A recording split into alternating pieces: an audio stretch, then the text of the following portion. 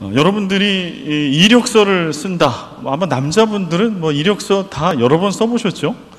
저만 하더라도 벌써 이력서를 저도 꽤 많이 쓴 것 같은데요. 마닐라 새생명교회 담임 목사 지원할 때도 이력서를 썼습니다. 제 이력서 보신 분들도 계시죠? 여러분들이 만약에 이력서를 써요, 어디다가. 그 이력서에는 어떤 내용을 쓸까요?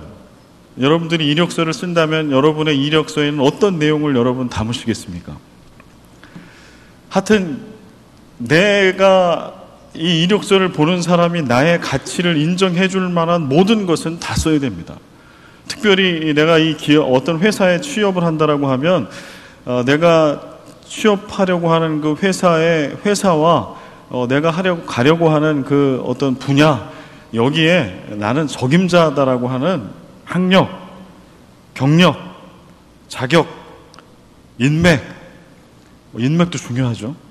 그 다음에 예를 들어서 뭐 재정 이런 쪽에 가면 뭐 신원보증 이런 것도 해야 된다고 그러더라고요. 그러면 뭐 자신의 재산 상태, 신용 상태, 최대한 나에게 유리한 것들을 이력에 써야 하죠.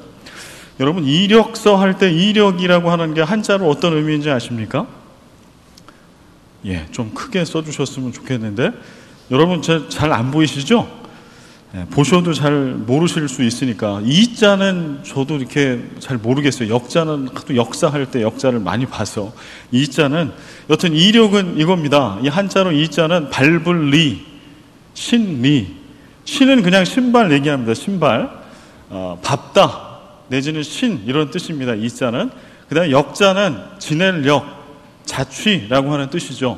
그래서 이력서 할 때 이력이라고 하는 것을요, 그냥 가장 짧은 단어로, 이 삼음절의 단어로 표현할 수 있어요.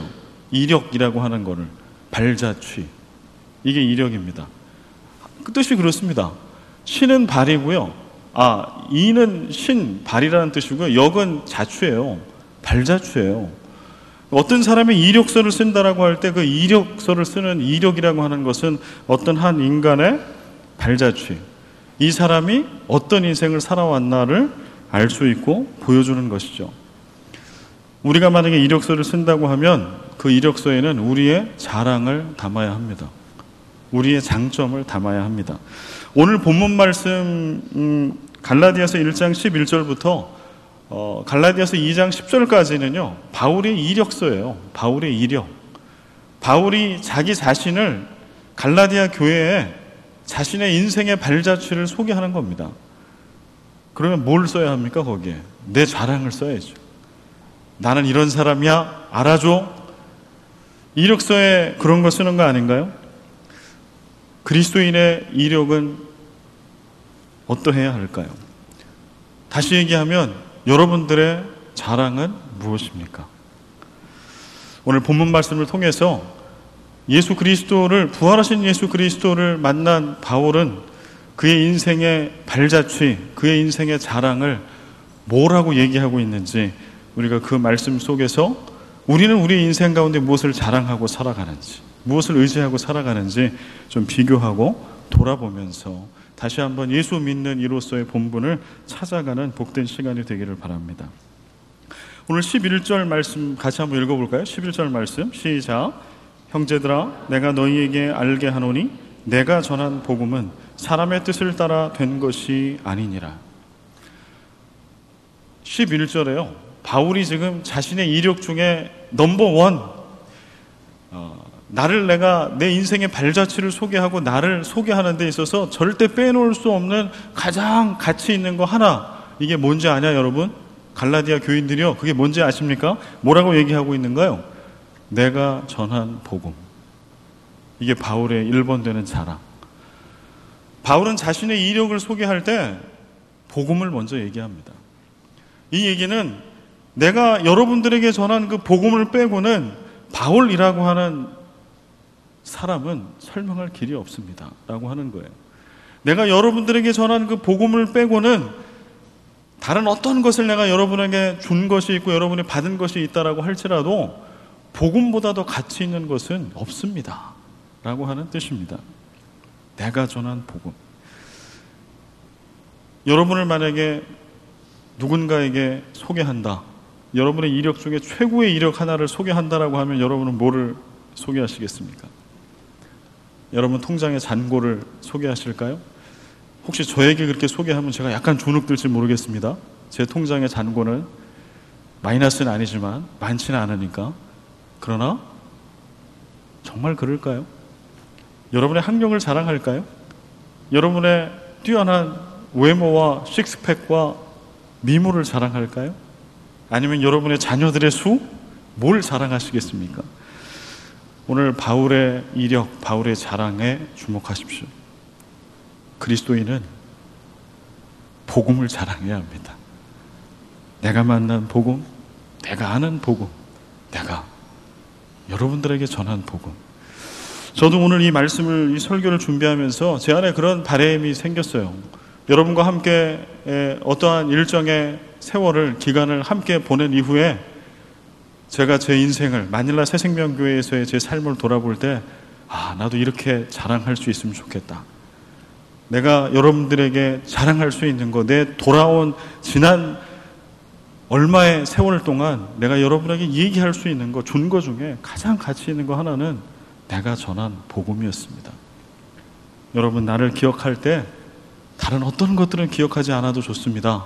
그러나 제가 여러분에게 전한 그 복음만큼은 잊지 마십시오.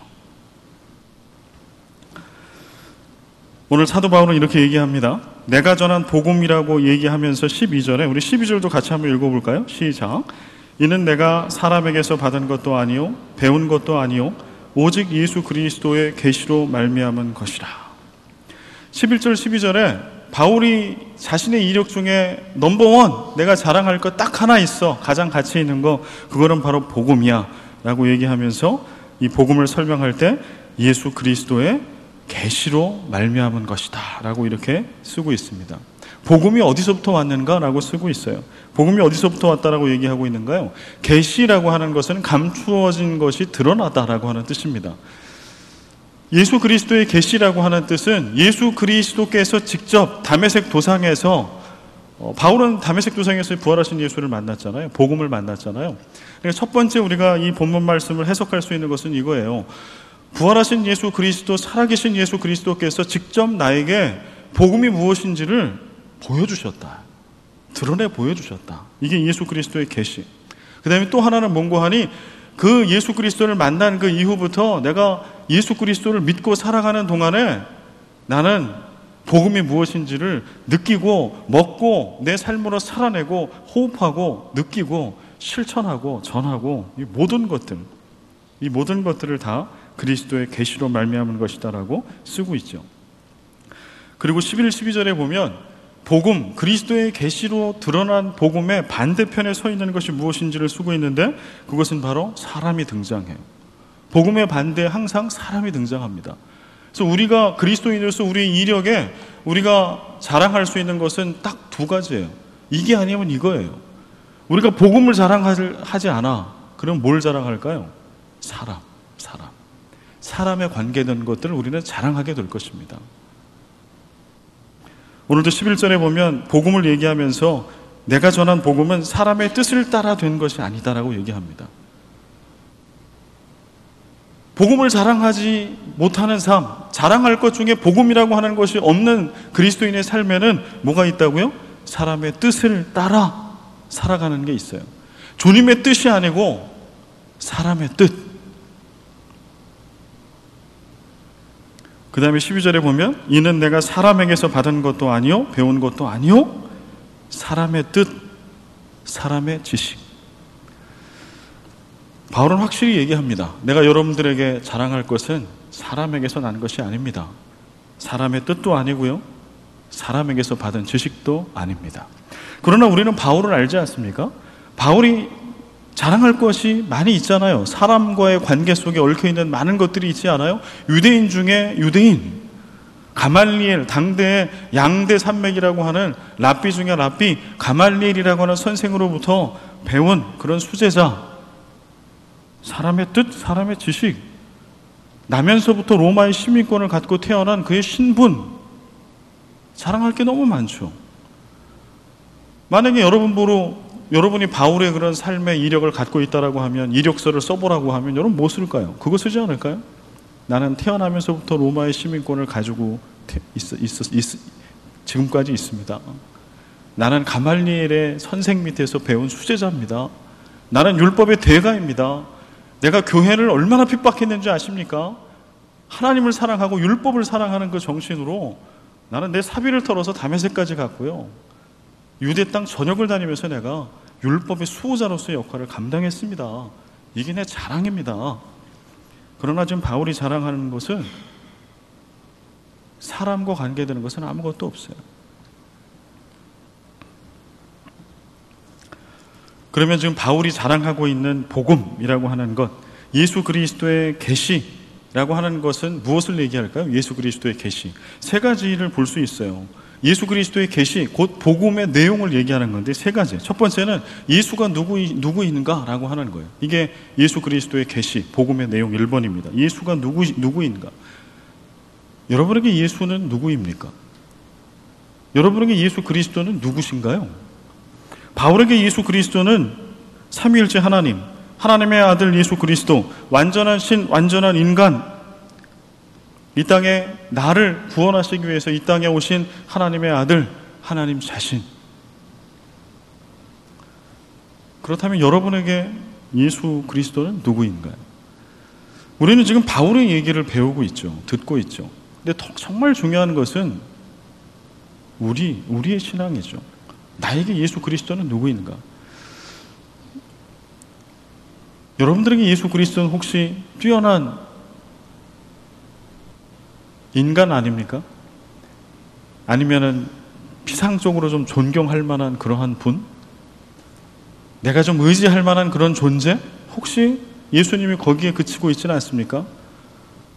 그러나 오늘 바울이 얘기하고 있는 예수 그리스도의 계시라고 얘기할 때 바울이 고백하고 있는 복음에 예수가 누구인가를 할 때 그 예수는 하나님의 아들, 친히 인간의 몸을 입고 이 땅에 오셔서 십자가를 지시고 사망 권세 이기시고 부활하셔서 다메섹 도상에서 그 예수 그리스도 당신을 핍박하려고 했던 바울을 만나주셨던 바로 그 하나님의 아들 예수 그리스도, 바울의 인생을 송두리째 바꿔버리셨던 바로 그 신, 그 하나님 예수 그리스도.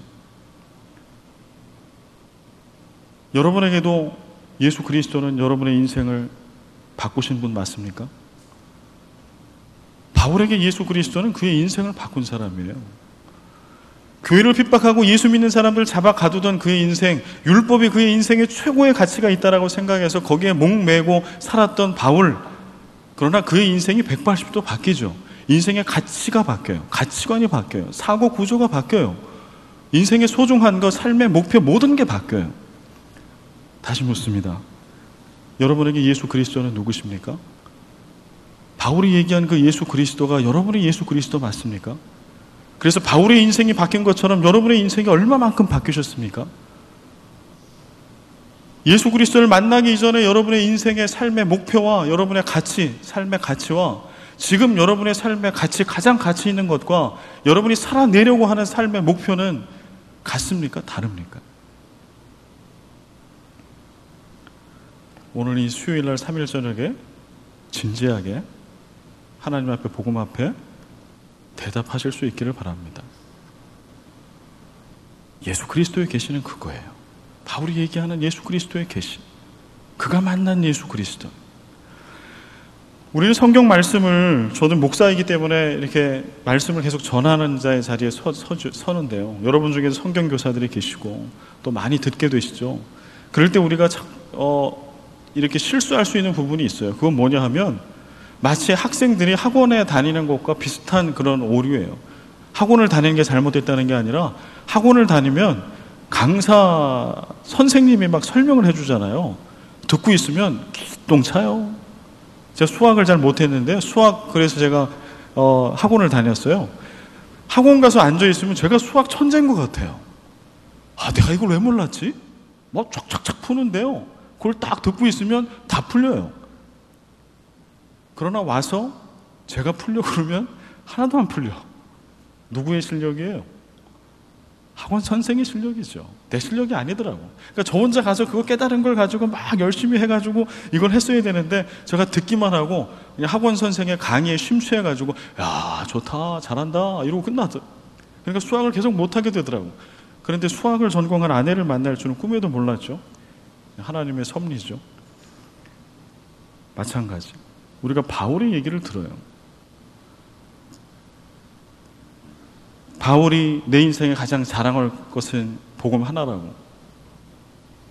그래서 정말 우리에게도 그렇습니까? 착각하면 안 됩니다. 이것은 바울의 얘기인 거예요. 그래서 오늘 이 저녁에 이 말씀을 들으면서 우리는 좀 아프고 힘들더라도 우리의 입술로 고백해야 돼요. 정말 내 이력 중에 가장 자랑할 것 1번은 복음 하나뿐인 것인지 아니면 다른 어떤 인간적인 것들, 인간으로부터 받은 것들이 있는 것인지 거기에 대한 여러분과 저의 정직한 고백과 결단이 있어야 그게 내 겁니다. 그 다음에 또 하나, 예수가 누구인가라고 할 때 내 인생을 바꾼 예수 그리스도, 내 삶의 목표를 바꾼 예수 그리스도, 내 삶의 여정과 내 삶의 걸어갈 길을 바꾼 예수 그리스도, 이거는 바울이 예수 그리스도죠. 이것은 바울이 만난 예수 그리스도 아닌가요? 여러분과 제가 만난 예수 그리스도는 어떤 분인가요? 우리는 말씀을 들으면서 여기까지 가야 합니다. 바라건대 또 이 자리에 있는 많은 분들이 예수님 만나서 인생이 바뀌었을 겁니다. 저도 많이 바뀌었고요. 상처받은, 그래서 비뚤어질 수밖에 없는 제 인생 가운데 여자친구의 손에 끌려서 어린 나이에 교회 문턱을 드나들게 하신 그 예수 그리스도, 힘들고 어려웠던 사춘기 시절부터 고난의 기간, 상수의 기간들을 거쳐서 오늘 여기까지 그렇게 늘 나와 함께 하셨던 예수 그리스도, 그 예수님이 내 인생을 바꾸셨습니다. 삶의 가치가 바뀌었습니다. 감히 여러분에게 고백할 수 있습니다. 여러분의 고백을 저는 듣고 싶습니다. 마을에서 여러분의 이런 고백을 나누십시오. 나에게 예수는 어떤 분인지 나누십시오. 믿지 않는 사람들과 나누십시오. 커피 한 잔을 나누시면서 직장에서 나는 예수 그리스도, 나는 이분을 만났는데 내 인생이 이렇게 바뀌었노라고. 내가 가지고 있는, 내가 알고 있고 믿고 있는 복음은 내 인생의 다른 어떠한 이력과도 바꿀 수 없는 최고의 가치가 있다고. 나는 그래서 그분을 떠올릴 때마다, 그 복음을 되뇌일 때마다 가슴이 뛴다고, 용솟음 친다고. 그게 내 삶의 이유라고. 내가 비즈니스를 하는 이유라고. 내가 너에게 밥을 사는 이유라고. 이렇게 말씀하십시오. 여러분의 자녀들에게 그렇게 말씀하십시오. 다음에 예수 그리스도의 계시의 두 번째는요, 첫 번째 예수가 누구인가라고 말씀드렸죠. 두 번째는 그가 하신 일이 무엇인가. 그가 하신 일이 무엇인가. 바울은 예수 그리스도께서 뭘 하셨다라고 그의 바울 서신서에 보면 갈라디아서 얘기하고 있나요? 대속의 십자가를 지셨다. 나를 대신하여 죽으셨다. 죄인 중에 괴수인 내가 당연히 죽어야 하는데 내 대신 예수 그리스도, 죄 없으신 그 하나님의 아들께서 십자가를 지시고 나를 대신하여 죽으셨다. 그리고 사흘 만에 사망권세 이기시고 부활하셨다. 승천하셨다. 그분은 다시 오실 주님이시다. 이게 예수 그리스도께서 하신 일. 제가 지금 말씀해 드린 이 하신 일은요, 성경책에 있는 얘기예요. 교회를 좀 다닌 분들은 다 아는 얘기입니다. 그러나 그것 말고 바울의 인생 가운데 예수 그리스도께서 하신 일이 있잖아요.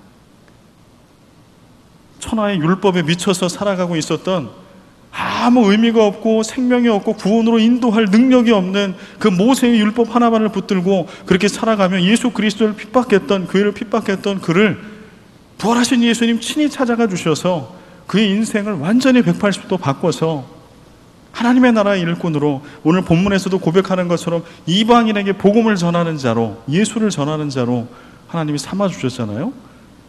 그게 바로 바울에게 하신 주님의 일이죠. 그 주님께서는 여러분의 인생 가운데 어떤 일을 하셨습니까? 그 주님께서는 우리 마닐라 새생명교회 가운데 어떤 일을 하셨는가요? 우리는 그걸 또 돌아봐야 할 것입니다.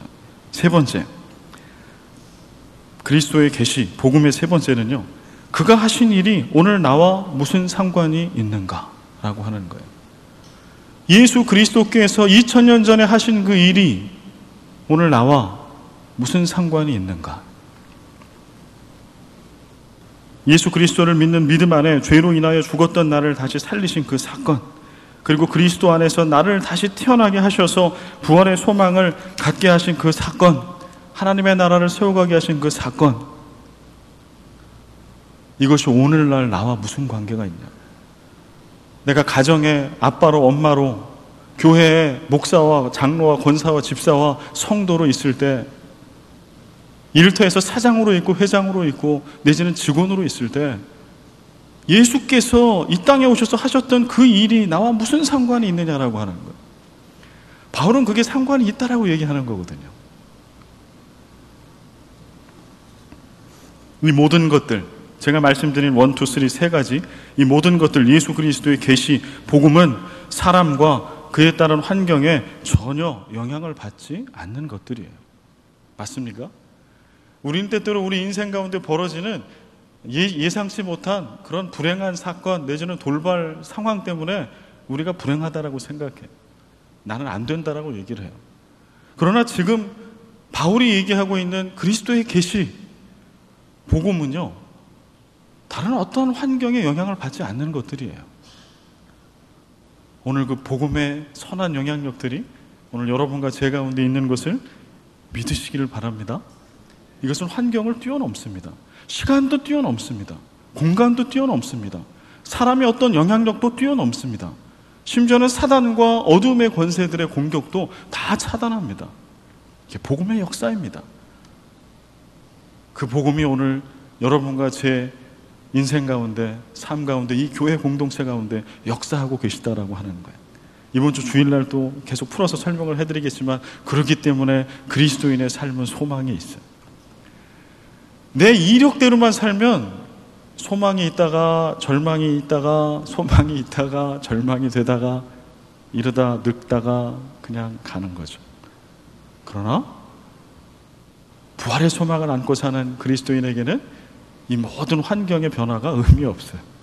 변하지 않는 소망을 붙들고 살아가기 때문에, 우리의 변하지 않는 희망이 되신 그 예수 그리스도로 인하여 살아가기 때문에.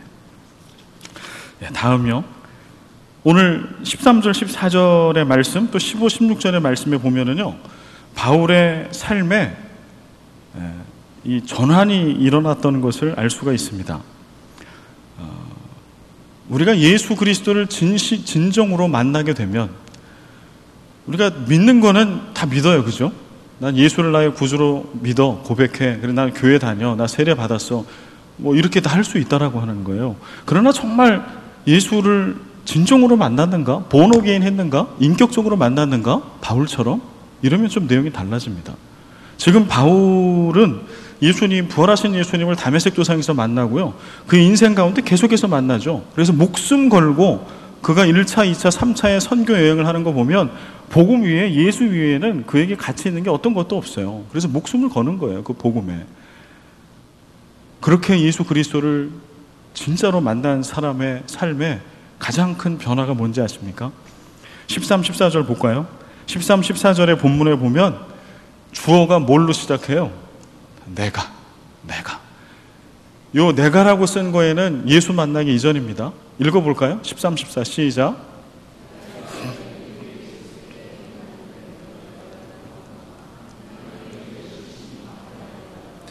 내가 내 동족 중 여러 연갑자보다 유대교를 지나치게 믿어 내 조상의 전통에 대하여 더욱 열심히 있었으나. 이 13, 14절에 있는 얘기는 지금 예수 그리스도 만나기 이전입니다. 율법에 빠져있던 그런 바울의 얘기예요. 그때 본문은 뭘로 시작해요? 내가 했다. 내가 살았다.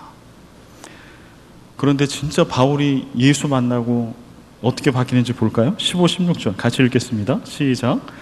그러나 내 어머니의 태로부터 나를 택정하시고 그의 은혜로 나를 부르신 이가 그의 아들을 이방에 전하기 위하여 그를 내 속에 나타내시기를 기뻐하셨을 때에 내가 곧 혈육과 의논하지 아니하고.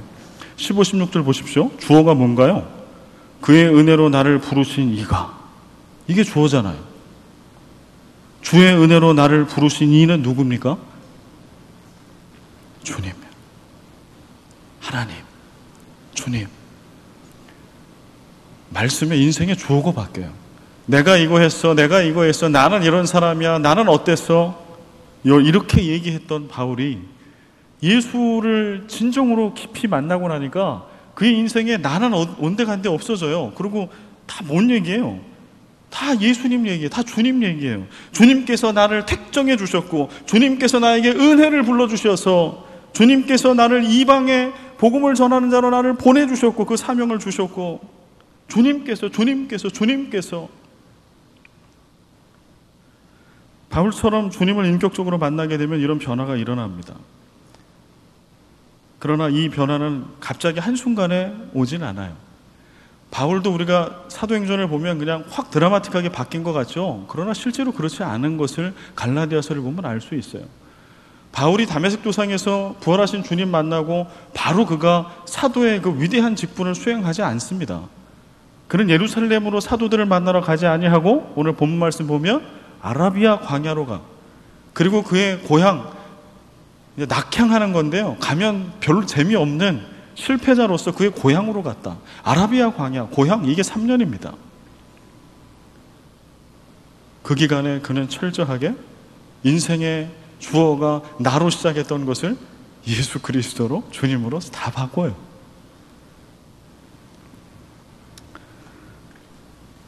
그래서 여러분, 나는 왜 바울처럼 그러지 않지? 왜 나는 내 대화의 주어는 항상 나지? 이런 분들 낙심하지 마십시오. 조금씩 변화됩니다. 그래서 오늘 수요 예배에 오신 거 너무 잘하신 거예요. 왜냐하면 이런 습관을 들이는 게 중요해요. 오늘 기쁘게 자발적으로 오신 분도 계시지만 의무감에 오신 분도 계실 거예요. 아니면 다 끌려서 오신 분도 있을 거고, 그러나 상관없어요. 한 믿음의 습관을 들이는 게 중요해요. 이렇게 믿음의 습관을 하나하나 드리고 예배의 자리, 기도의 자리를 사모하며 지키고, 이것이 이제 내 습관이 될 때, 그럴 때 어느 순간에 돌아보면 바뀌어져 있어요. 바울처럼 인생의 주어가 바뀌어져 있어요. 때때로 어떤 분들을 만나면 마음이 참 무거워질 때가 있어요. 그분은 참 뛰어난 분이에요. 인격적으로나 사회적으로나 여러 가지로. 그런데 그분과 그 사람, 그 친구를 만나고 나서 대화를 하고 나면 마음이 불편해. 왜 그럴까요? 기승전결 나로 시작해서 나로 끝나. 기승전결 지자랑이야. 처음에는 그래, 네 자존감이 낮구나, 그래 내가 들어주마, 너를 축복하마. 이것도 하루 이틀이죠. 처음부터 끝까지 지자랑이라니까. 내가 이랬고요, 내가 이랬고요, 내가 이랬고요. 좀 신앙에 들어간 어떤 분들은 거기에 예수까지 잠깐 나와. 그러나 예수를 등에 업고 지자랑이야. 우리는 그러한 간증들을 많이 들어오지 않았습니까? 이것은 제가 누구를 질타하고자 하는 것이 아니라 저에 대한 이야기입니다. 철없던 시절 설교 한 자락 하고 나서 은혜 받았습니다 그러면 역시 나는 뛰어난 목사, 나는 말씀의 종, 불의 종, 이런 때가 있었다니까요. 나는 큰 목사가 될 거라고, 난 죽을 뻔한 고비도 넘겼으니까. 지자랑하는 거죠. 목사로는 빵점이죠. 여러분은 어떠십니까?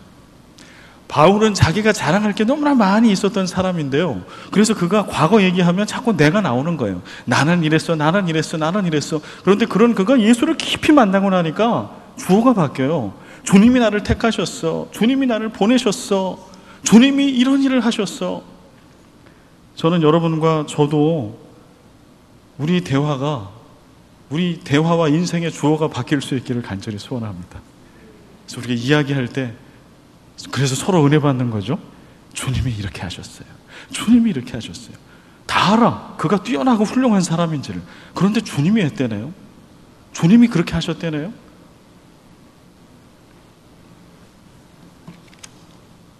고린도후서 12장 10절 말씀 같이 한번 읽어보겠습니다. 그러므로 내가 그리스도를 위하여 약한 것들과 능욕과 궁핍과 박해와 곤고를 기뻐하노니 이는 내가 약한 그때에 강함이라.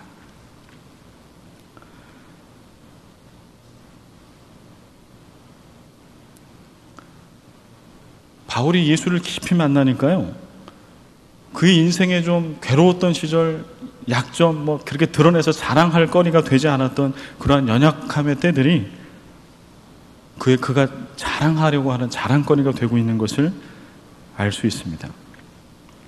오늘 16절 말씀 볼까요? 그가 예수를 깊이 만난 이후에 어떤 일이 생겼는지 16절. 그의 아들을 이방에 전하기 위하여 그를 내 속에 나타내시기를 기뻐하셨다. 이방인의 사도가 되는 것은 바울에게 뭐예요? 소명. 바울의 콜링이잖아요. 그가 예수를 깊이 만나고 나서요, 그가 드디어 그 인생의 소명을 발견하게 됩니다. 우리는 때때로 소명을 위장한 야망으로 우리의 인생의 무엇인가를 성취하고 기도할 때가 참 많이 있어요. 어떤 때 야망이 되고 어떤 때 소명이 될까요? 예수 그리스도를 깊이 만나서 내 인생의 주어가 내가 아니라 예수 그리스도 주님으로 바뀔 때, 그때 받은 게 소명입니다.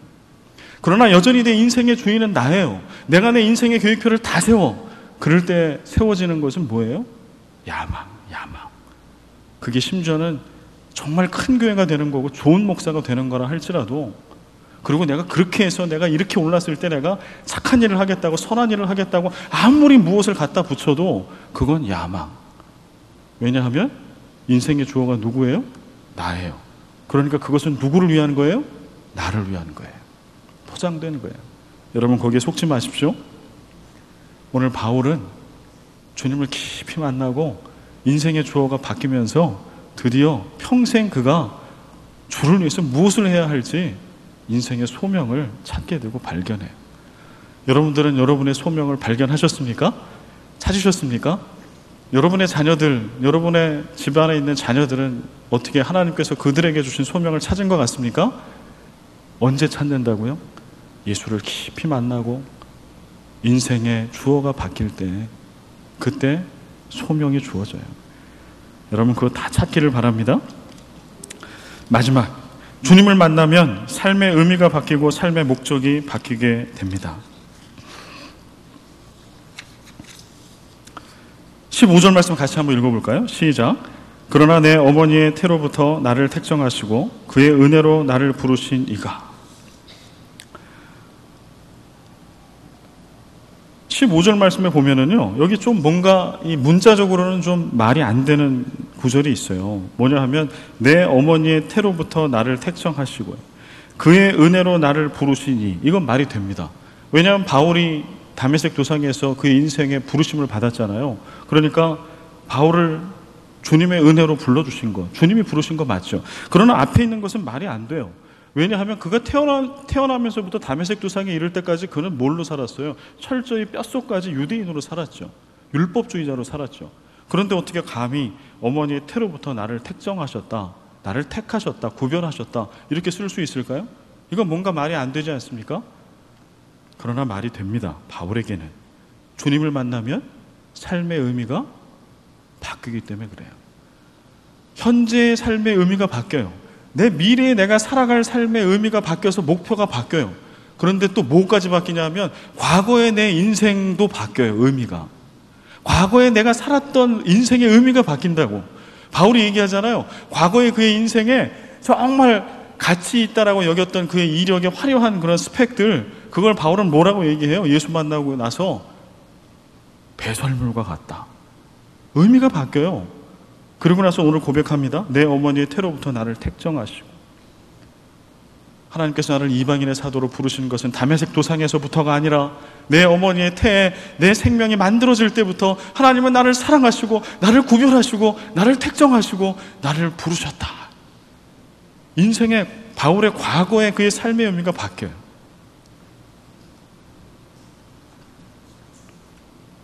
그러한 은혜가 여러분 가운데 있기를 바랍니다. 때때로 우리가 예수를 믿었어요. 그런데 믿기 이전에 우리 삶이 있잖아요. 참 저주스러운 삶이요, 누구에게 얘기하기 어려운 삶이요, 괴로운 삶이요. 그러나 예수를 믿고 주님을 만나고 거듭난 그리스도인이 되면 이미 살았던 과거의 의미도 바뀐다라고 하는 거예요. 바울이 그걸 고백하고 있습니다. 그러나 내 어머니의 태로부터 나를 택정하시고. 주님을 만나면 철저히 사람의 영향력을 피해 주님의 영향력 아래 거하게 됩니다. 17절, 18절, 19절의 말씀을 같이 한번 읽겠습니다. 또 나보다 먼저 사도된 자들을 만나려고 예루살렘으로 가지 아니하고 아라비아로 갔다가 다시 다메섹으로 돌아갔노라. 그 후 3년 만에 내가 게바를 방문하려고 예루살렘에 올라가서 그와 함께 15일을 머무는 동안 주의 형제 야고보 외에 다른 사도들을 보지 못하였노라. 지금 17, 18, 19절에 얘기하고 있는 건 뭐냐면요, 바울이 이제 회심한 그 이후에 어떻게 살았는가를 쓰고 있어요. 그래서 아라비아 바로 사도된 자들을 만나려고 예루살렘으로 가지 않았다. 아라비아로 갔고 다메섹으로 갔다. 그리고 3년 후에 예루살렘에 갔는데 그때도 게바와 야고보 예루살렘 교회 지도자 그 사도들을 대표하는 두 사도만 내가 교제하기 위해서 잠깐 만난 거지, 그러나 예수님의 12사도들하고 뭐 인간적인 인맥을 넓히거나 친교하기 위해서 그렇게 만나는 것이 아니다 라고 쓰고 있어요. 왜 바울이 지금 이 얘기를 하고 있는 걸까요?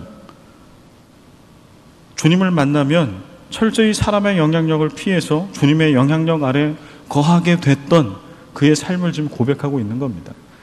사실 바울이 회심했어요. 회심한 이후에 실제로도 바울이 사도로서의 역할을 능력 있게 감당할 수 있었던 이유는 어디 있었을까요?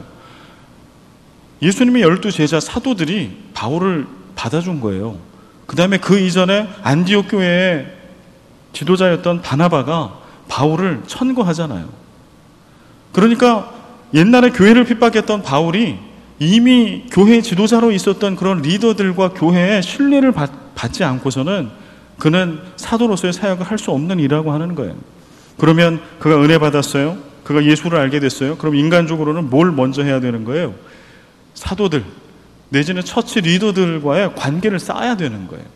그런데 오늘 성경에서 얘기하고 있는 사도 바울이 얘기하고 있는 것은 무엇인고 하니, 철저히 그는 이로운 자리, 관계를 맺어서 빨리빨리 효과적으로 복음을 전할 수 있고 사도의 역할을 감당할 수 있는 그 자리로 나아갔던 것이 아니라 철저히 그런 관계들을 차단하고 하나님 앞에 하나님의 영향력 아래 서기 위해서 그런 노력을 했고 바로 그 자리에 있었다라고 하는 거예요. 여러분 이것을 기억하십시오. 마지막 주님을 만나게 되면 오직 주님께만 영광을 돌리는 삶을 살게 됩니다. 23, 24절 말씀 우리 크게 한번 읽어볼까요? 시작. 다만 우리를 박해하던 자가 전에 멸하려던 그 믿음을 지금 전한다 함을 듣고 나로 말미암아 하나님께 영광을 돌리니라. 아멘. 바울이 썩어질 율법, 생명력이 없는 율법을 위해서 예수를 핍박하고 교회를 핍박했던 그때 그는 열심히 하나님을 위하고 주를 위한다고 했으나 주님의 평가는 뭐였어요? 어찌하여 네가 나를 핍박하느냐였죠. 그런데 오늘 갈라디아서 1장 24절 말씀에는 뭐라고 쓰고 있는가요? 나로 말미암아 하나님께 영광을 돌리니라. 주님을 진정으로 만난 사람은 개인의 영광을 위해서 살아가지 않고 오직 주님의 영광을 위해서 살아갑니다. 그의 대화와 삶의 주어가 바뀌는 것뿐만 아니라 그는 삶의 모든 여정과 행함과 열매들을 통해서 하나님 한 분만이 영광을 받으시는 그러한 삶을 살아갑니다. 여러분의 삶도 그런 삶이시죠? 그래서 여러분이 비즈니스를 하시던 뭐를 하시던 관계없이 여러분의 모든 삶의 몸짓과 행함과 언행이 하나님께 영광을 올려드리는 그러한 아름다운 믿는 이의 삶이 되시기를 간절히 소원합니다. 우리의 기도를 받으시는 것을 기뻐하시는 하나님, 우리의 기도를 들으시고 모든 기도에 응답하시는 그 하나님 믿사오니 우리는 부족하나 전능하신 하나님께서 다 응답하실 것 믿으며 예수 그리스도의 이름으로 기도합니다.